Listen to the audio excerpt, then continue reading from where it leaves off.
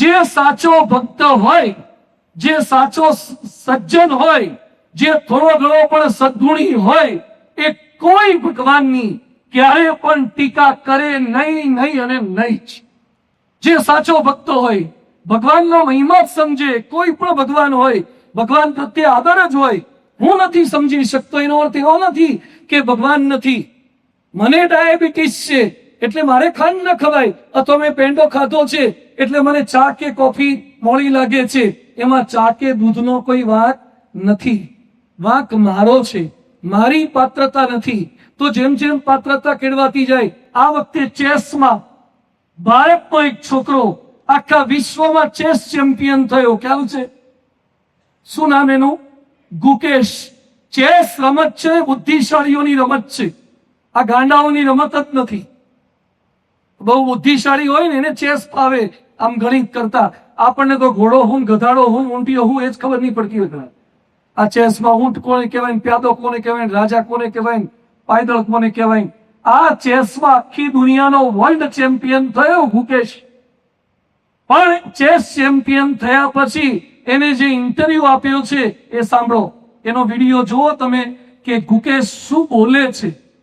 I have faith in God and He has helped me in so many ways that, like for example, in last year 23, after the grand results, I just gave up for the candidate spot.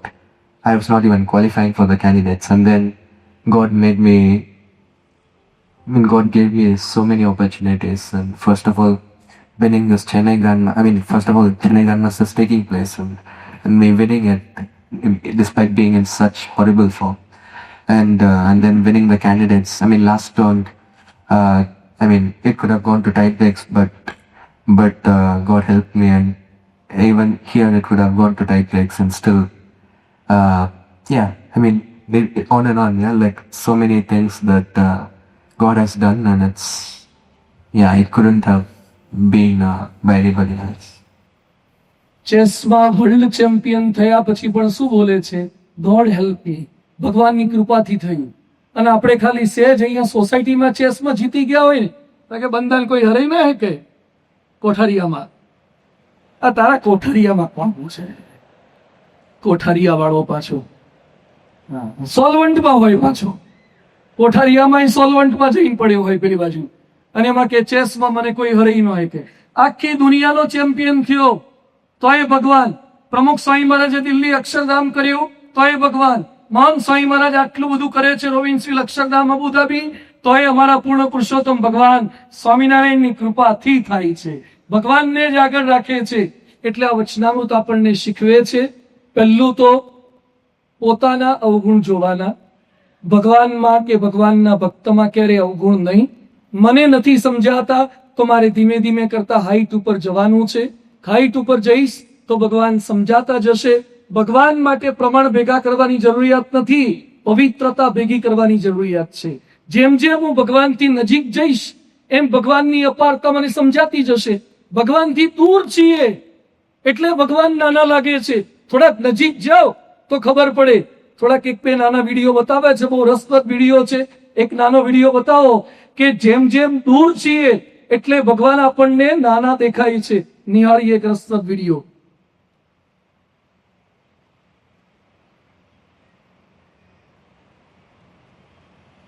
कहीं travel कर रहा हो ना तो literally बड़ी हैरानगी भी होती है, हंसी भी आती है. आप एयरपोर्ट में जाए ना और आप लोगों के हालात देखें, नेट तो होगा कि नहीं होगा, रखना है कि नहीं रखना, तुम्हें पता होता है. एयरलाइन कौन सी है पता होता है, विंडो सीट के नहीं है, आईसी के नहीं है, ये भी उनको बड़ा क्लियर होता है. सामान का क्या होगा क्लियर होता है.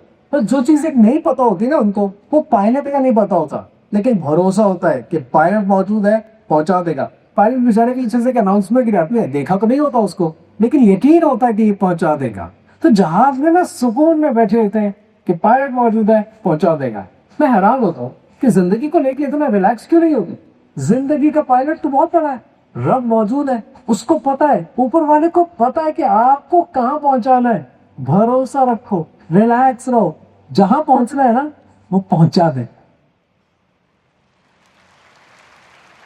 આમાંથી ટ્રેનમાં એકાદ વાર બેઠા હોય, હાથ ઊંચો કરો. ટ્રેનમાં એકાદ વાર બેઠા હોય, દર વખતે ટ્રેનમાં બેસતા પહેલા ટ્રેન ચલાવનારને જોઈને ચેક કરીને બેસતા હોય એ હાથ ઊંચો કરો કે ટ્રેન ચલાવનારે દારૂ તો નથી પીધો ને, સુઈ તો નહીં જાય ને? ભાઈ ભાઈ હુઈ ના જતો નહીં તો દાદર નહીં આવે, સીધું રામનાથપુરા જ આવશે. કોઈ દાડો ટ્રેનમાં સીધા પોતાના ડબ્બામાં ઘૂસી જ જાય, એન્જિન છે કે નહીં એ નથી જોતા. એન્જિન ચલાવનાર નહીં, એન્જિન છે કે નહીં એ નથી જોતા.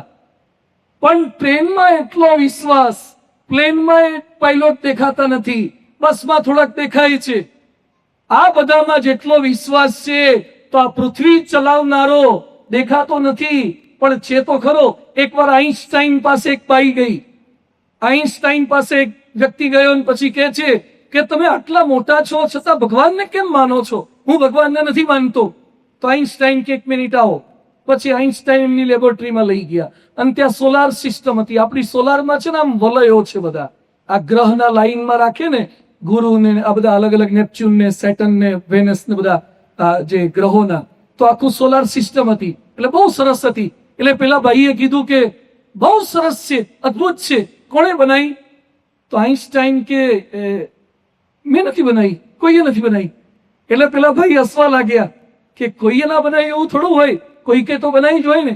એ કે ના ના, કોઈએ નથી બનાવી, એની જાતે બની ગઈ. એટલે પેલા કે છે એવું ના હોય, એની જાતે કઈ આવડા ગ્રહો ને આવ્યું બધું થોડું બને, કોઈ કે બનાવી જ હોય. પછી આઈન્સ્ટાઈન એક વાક્ય બોલ્યા કે ખાલી આ હોલમાં ભરાય એટલી સોલાર સિસ્ટમ બનાવનાર પણ કોઈક છે, એવું તમને દ્રઢ વિશ્વાસ છે તો અનંત કોટી બ્રહ્માંડો બનાવનાર કોઈક હશે કે એની જાતે બની જાય? કોઈક છે જ, એને બનાવનાર કોઈક છે. જે પૂર્ણ વિશ્વાસ ભગવાનમાં રાખો તો આજે ભગવાનના ચરણોમાં આપણે પ્રાર્થના એ કરવી છે. અનંત કોટી બ્રહ્માંડો છે, ખાલી રાજકોટ નહીં, ગુજરાત નહીં, ભારત નહીં. ઘણા કે મેં આખી દુનિયા જોઈ લીધી. શું જોઈ લીધી? આખું ભારત ફરી લીધું. શું ભારત ફરી લીધું? આ અનંત કોટી બ્રહ્માંડો ક્યાંય દેખાય એવા નથી. એ સત્પુરુષને રૂવાડે ઉડતા ફરે છે, અક્ષર બ્રહ્મ પરબ્રહ્મની. અને વેદો ઉપનિષદોમાં લખ્યું છે એ મારા ગુરુ મહંત સ્વામી મહારાજ છે.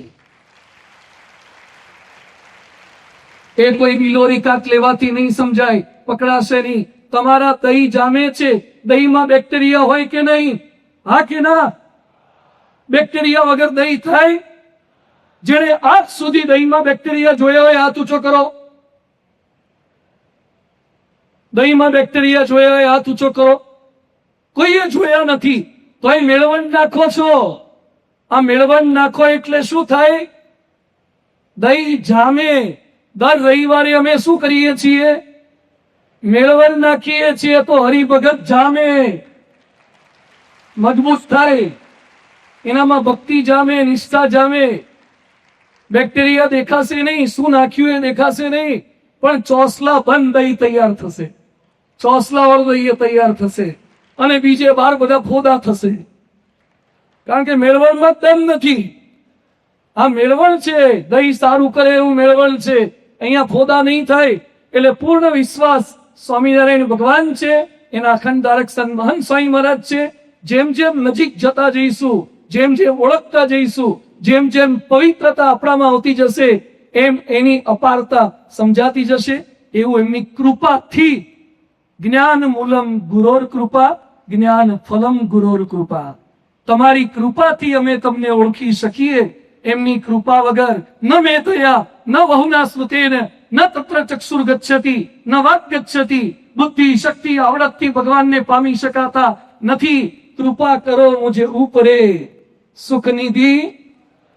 હાથ જોડો બધા. કૃપા કરો મુજે ઉપરે, ગુણ તમારા બુદ્ધિ આપજો સુખકંદ. એ સહજાનંદ સ્વામીના, સ્વામિનારાયણ ભગવાનના યથાર્થ સ્વરૂપને ઓળખી શકીએ અને એના ગુણગાન સતત ગાતા રહીએ. એ જ એમના શ્રી ચરણોમાં પ્રાર્થના. શ્રી સ્વામિનારાયણ વિચાર, સવળો વિચાર, આત્માનો વિચાર, પરમાત્માનો વિચાર.